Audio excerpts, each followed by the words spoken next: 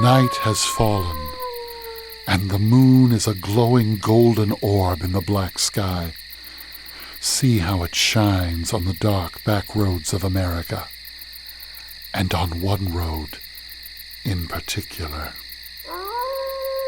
Come with us, and we'll take a walk down the moonlit road and listen to bone-chilling tales told by some of the nation's best storytellers.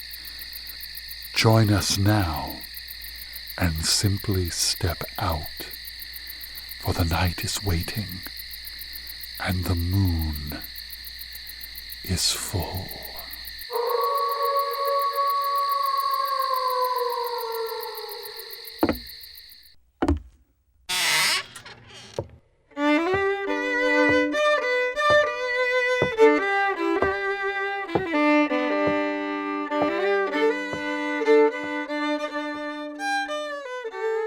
This is David Hirt, and the story I'm going to tell you is called Fiddler's Dram. In Weakley County, Tennessee, right up against the Kentucky state line, the old-timers still talk about a legendary fiddling contest that took place during Depression times. Now imagine the world's greatest rock guitarist, or jazz singers, or classical composers battling it out one night on one stage. That's what fiddling playing meant to this rural farming community. And the finest player of it all was a man by the name of Pless Hasluck. Now, Pless was born into poverty. He was an only child raised by his father, Floyd, after his mama died in childbirth. Father and son eked out a living on a tiny farm. Their house was little more than a battered one-room shack made out of sagging clapboards, its roof shingles curled up like feathers on an angry chicken. Farming had little prospects for young folks back then, and Floyd wished for a different life for his son. Most folks couldn't buy things like building materials, furniture, or clothes when they needed. Instead, there was a bartering system where neighbors traded unwanted junk with each other. Legend has it that one day Floyd traded a pony for a wagon load of junk from an old Roma woman. In less tolerant times, the Roma were simply called gypsies. Floyd was a tinkerer and could make just about anything out of the worthless pile of odds and ends, but even Floyd didn't know what he could do with one object he found, an old wooden fiddle box, strings long broken off, well worn, and chipped in spots. Finding a fiddle box was no surprise. Many Roma families were skilled musicians playing old folk songs brought across the seas from long ago. What was surprising was how Pless took to the poor instrument. Floyd was about to throw it in the fire before Pless grabbed it right out of his hands. Pless had never shown interest in much of anything, and Floyd was happy his boy had found a hobby. Pless just couldn't go to a local music store and fix up his old fiddle. Well, like his father, he had to make do. It said he made new strings from the innards of a cougar shot by Floyd for killing his chickens. He made a bow from the tail hairs of their horse.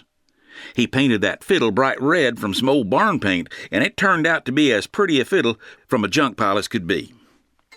Floyd stuffed cotton balls in his ears each night as Pless made hellish screeching sounds on that new instrument, stubbornly teaching himself to play. But in no time, those screeching sounds became notes, and then songs. Pless became so skilled a fiddler, his playing could make the meanest men weep, the prettiest girls swoon, and the surliest babies to stop crying. But Pless could do more with his fiddle than just play songs. He told stories with it. In fact, he would ride around the county spreading the news of the week, or telling stories to the children with the help of his fiddle. He'd rap his knuckles on the wood body for approaching horses' hooves. He'd pluck the strings for raindrops. Why, he'd lash his bow across the strings with a screech for tomcats a-fighting. Pless was a shy man normally, but his fiddle almost became an extension of his brain, a second, more confident voice. Floyd died in later years from what they used to call heart dropsy. Now, dropsy was a buildup of fluid around the heart or lungs that caused swelling, often leading to heart failure. Pless kept living in that old shack after his father's death, his best friend taken from him. He had grown into a serious-looking, lanky man with a long face and bright blue eyes. Rather than live like a hermit, Pless threw himself into fiddling contests around the region. Back then, fiddling contests were big social events. Pless's rivals, well, they were players like Coot Kersey or old Rob Redden. Now, these fiddlers were master showmen in their own right, whipping and scratching their strings in a frenzy, stomping their feet, sweat pouring off their brows. But no matter, they always finished second to the otherworldly playing of Pless Hasluck. These contests weren't held for cash prizes. Other than bragging rights, the grand prize was the coveted Fiddler's Dram, a large glass jar of locally made whiskey. Now, Pless went home with so many Fiddler's Drams that a second Fiddler's Dram was offered as a runner-up prize just to keep the other fiddlers interested. One day, news spread that part of the Dukedom jailhouse had collapsed in a storm. The city had no money for repairs, so someone come up with the idea of a fiddling contest. Bringing all the best fiddlers together on one stage was a surefire way of raising the needed funds. "We need to get Pless Hasluck down here," said the county clerk. Coot Kersey, who had already agreed to play, spoke up. "He ain't been seen for weeks. I hear he got the heart dropsy just like his pa." "I bet you hope so, Coot," someone said in the room, drawing loud laughter. "I'll ride out to the Hasluck place tomorrow and let him know," said the county clerk. So the next day, the clerk rode out to the Hasluck farm. It looked worse than he remembered. Tall weeds choked the fields, and the farmhouse looked even more decrepit than before. It was a miracle the storm hadn't blown the place over, he thought. He gingerly climbed the rickety stairs, knocked on the door, then went inside. He was greeted with the foul odor of unwashed dishes, mildew, and filthy clothes. Piles of junk towered from the floor to the ceiling. The only cleared spot was the corner bed, where a gaunt, pale-looking Pless Hasluck lay under dirty quilts. The clerk was sad to see his sickly green, emaciated face. Brown liver spots covered his shriveled hands. His night clothes were badly stained, and he probably hadn't bathed for weeks. Laying beside him was his trusty fiddle, the only item Pless seemed to care for in the whole place. The clerk told Pless about the fiddling contest, certain Pless would say no. Instead, Pless's sunken eyes shot open, flashing sparks of blue. "Of course I'll do it," he cried, in a crackling voice, as if someone had thrown him a lifeline. Now, don't push yourself. I hear you got the dropsy. Maybe you can just come watch." "No chance," Pless interrupted. "I aim to play. You tell everyone I'm coming. I'll be on my feet in no time." The jailhouse fundraiser took place in the local schoolhouse. An overflow crowd packed the room. Talented, but now largely forgotten fiddlers came and went from the stage. Behind polite applause, the crowd anxiously awaited another showdown between Coot Kersey, old Rob Redden, and Pless Hasluck. But as the night wore on, word spread that Pless was a no-show. He was probably too sick to get out of bed, much less brave the long ride to the schoolhouse. But getting that jailhouse fixed was the most important thing, and the crowd settled for another battle between Coot and old Rob. But both men were as odd-looking as Pless. Coot with his skinny neck and beak-like nose, old Rob with his short, plump figure and wobbly gut. The crowds hooted when either man took the stage, but once they started playing, hooting turned to astonished whispers, then raucous clapping and stomping. Coot chose "Goodbye, My Honey, I'm Gone" by the Grant Brothers, sparking a few knowing chuckles in the audience. But old Rob chose the rollicking crowd pleaser, "Whip That Devil Around the Stump." After much buck dancing in the aisles, all agreed old Rob was the winner of the Fiddler's Dram. Old Rob leapt to the front of the stage to claim his prize, to the roar of the crowd. But one by one, the crowd began to notice a shadowy figure who materialized at the rear of the stage. Old Rob and Coot turned to see what all the fuss was about. Everyone quieted as the mystery man, planter's hat lowered across his eyes, ran his bow across his primitive red instrument. They winced at the piercing shriek, as if a child had picked up the instrument for the first time.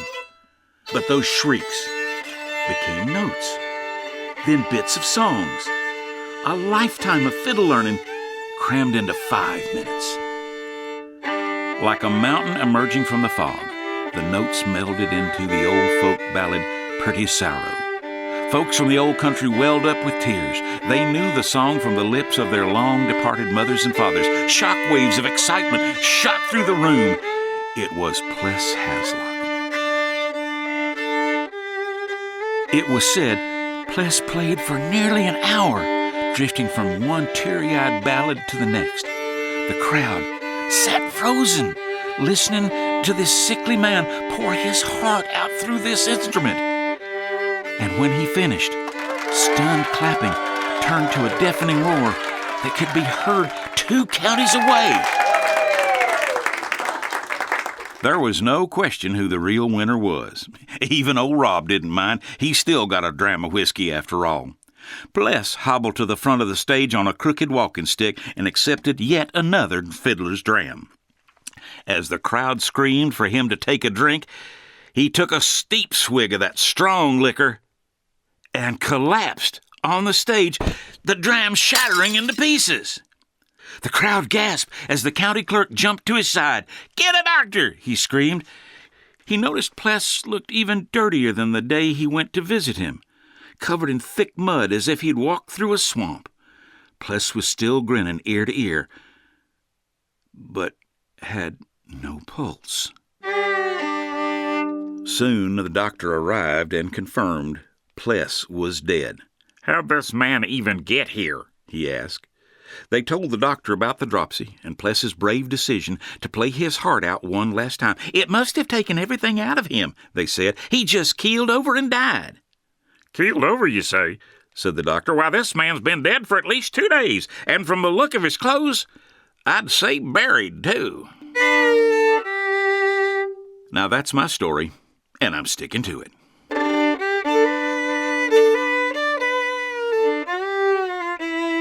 Our version of Fiddler's Dram is adapted from a story passed through the oral traditions of Weakley County, Tennessee.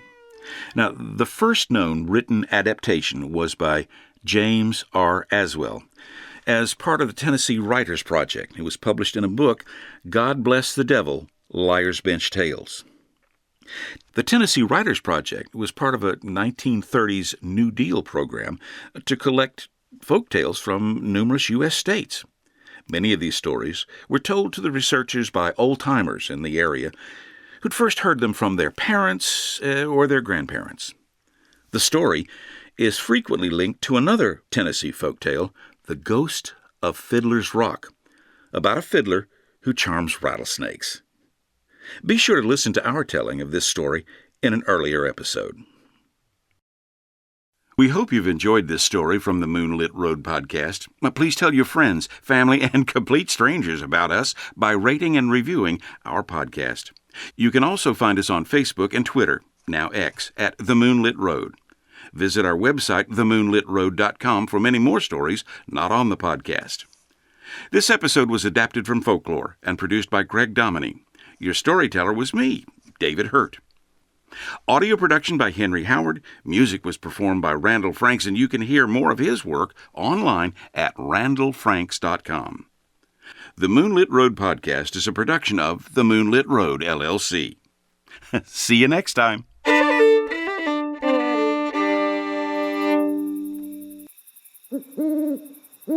That concludes this walk down the Moonlit Road. But you can always come back on your own. It will be here all year round, brimming with captivating and spooky tales for the whole family. The Moonlit Road can be found on the World Wide Web at www.themoonlitroad.com.